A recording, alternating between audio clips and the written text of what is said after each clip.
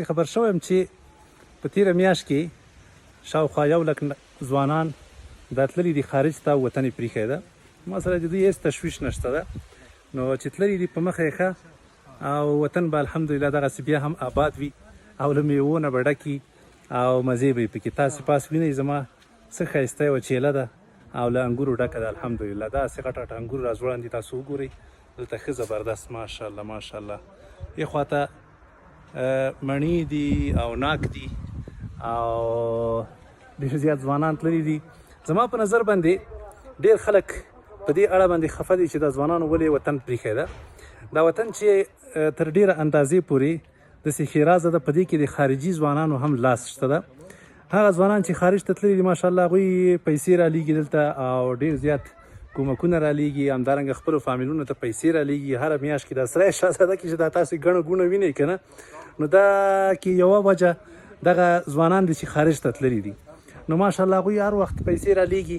نو زه فکر کوم د دوی تګ د وطن په خیر باندې به وي یو لحاظه، او وطن په اړه باندې ډېر تشویش ځکه مه کوئ چې انشاءالله دلته به نور ځوانان پیدا شي چې هغوی به وطن لپاره انشاءالله خدمت وکړي، د وطن لپاره به کار وکړي او انشاءالله که دوی هلته لاړ شي د دوی ژوندونه به بدل شي او د دوی به هلته کار وکړي، زحمت به وباسي او انشاءالله تر ډېره اندازې پورې به دوی پرمختګ وکړي. دا ضروري ده چې موږ تاسو حتما په یو ځای کې بس کلک کینو او پاتې شو. دیني لحاظه هم داسې لازمي او ضروري خبره نه ده زما په نظر. نو انسان کله ناکله په تنګ شي په یو ځای کې، یا یوه نه دوه کېږي، یا خسته شي، یا ډېر زیات په عذاب شي، یا مثلا یو څه شي سره داسې الرجي غوندې پیدا شي او دا یو دم شله شي چې زه ځم. نو هر څه کوي هغه هلته د ده کار نه کېږي، پرمختګ نشي کولی. داسې ډېر ځوانان دي چې هغوی کار ته یې زړه نه کېږي، بس همدغه ته ناست دي چې ځم خارج ته او ځم خارج ته. نو دا ځوانان چې بس لاړ شي په مخه یې ښه او په مخه یې زیړ ګلونه لاړ دي شي دوی انشاءالله. خو دومره مهرباني دې وکړي د یو مسلمان په حیث باندې چې دین ته دې نه شا کوي. مهمه خبره دا ده چې دین ته باید موږ تاسو شا نه کړو، مونځ باید پرې نه دو، دا خپل دین باید له لاسه ور نه کړو چې په هر قیمت کېږي. که په افغانستان کې یو که له امریکا نه هم یې خواته پسې ور واوښتلو که نه، نو موږ تاسو سره الله جل جلاله شته ده او دا ښایسته دین به له موږ تاسو سره وي. نو باید موږ تاسو دغه مهرباني وکړو چې دا دین له لاسه ور نه کړو او الله جل جلاله نه په هر ځای کې چې یو باید حیا وکړو او د خپل ځان د جوړولو لپاره او همدارنګه د خپل آیندې او د خپل وطن جوړولو لپاره باید فکر وکړو. دا ډیره مهمه خبره ده. که چیرته موږ تاسو فکر په دې اړه باندې وکړو او انشاءالله کوشش وکړو، نو ژوند به مو ښه شي. چې کله تاسو پرمختګ وکړئ، کولی شئ چې په افغانستان کې واوسیږئ، کولی شئ چې په بل ځای کې واوسیږئ، بل ځای کې واوسیږئ. انشاءالله په هر ځای کې چې ستاسو خوښه وه نو اوسېدلی شئ او آزاد به یې انشاءالله. نو څومره ورونه چې تللي دي الله دې د هغوی په مخه باندې ښه کړي او الله دې په خیر سره ورسوي. مهمه دا ده چې انشاءالله دوی دا خپل ښه عادتونه چې په افغانستان کې لري دا له لاسه ور نه کړي او منظم انشاءالله هلته واوسیږي. له افغانیت نه له اسلامیت نه خلکو ته ښه فکر ښه سوچ انشاءالله ورکړي. دا ډیره مهمه خبره ده چې موږ تاسو اسلام خلکو ته یو ښه دین معرفي کړو.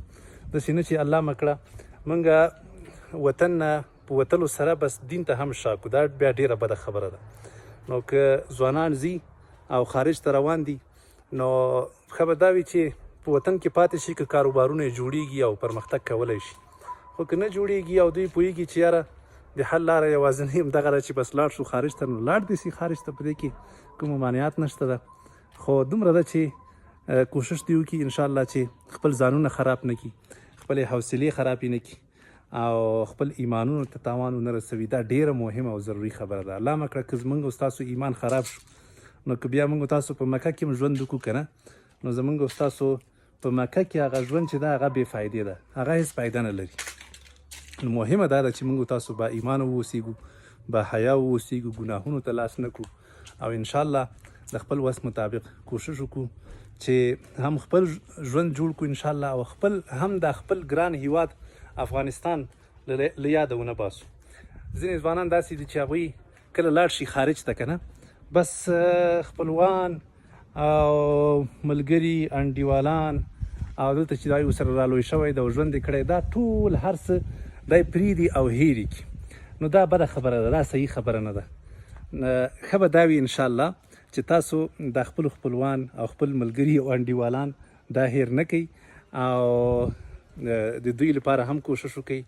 زه تللی یم یو وخت قندوز ته په چکر باندې، څه کارونه هم وو، او هلته له خلکو نه ما دا یو خبره واورېده، سبحان الله، دوی دا خبره کوله چې دلته په قندوز کې یو عادت، ډېر ښه عادت دا ده چې قندوز کې فکر کوم قندوز کې وو چې د خلکو ښه عادت دا ده چې یو ځل خو یو څوک ووته که نه خارج ته، نو بیا سبحان الله ډېره مزه ده پکې د انګورو کې. نو هغه بیا خیرخوا انسان له هغه نه جوړېږي، هغه کوشش کوي چې نور خلک هم له ځانه سره وباسي، نور خلکو ته هم ترقي ورکړي، نور خلک هم پرمختګ وکړي. نو ځمکه الله جل جلاله پراخ پیدا کړې ده، زړه مه تنګوئ او خفه کېږئ مه، ژوند جوړ کړئ، د الله جل جلاله عبادت وکړئ چې په هر ځای کې او خوشحاله او آرامه ژوند ولرئ، او زموږ په څېر باندې دغسې ښایسته ښایسته ځایونو کې، دغسې د انګورو نه ډک ډک باغونو کې ګرځئ او مزې کوئ.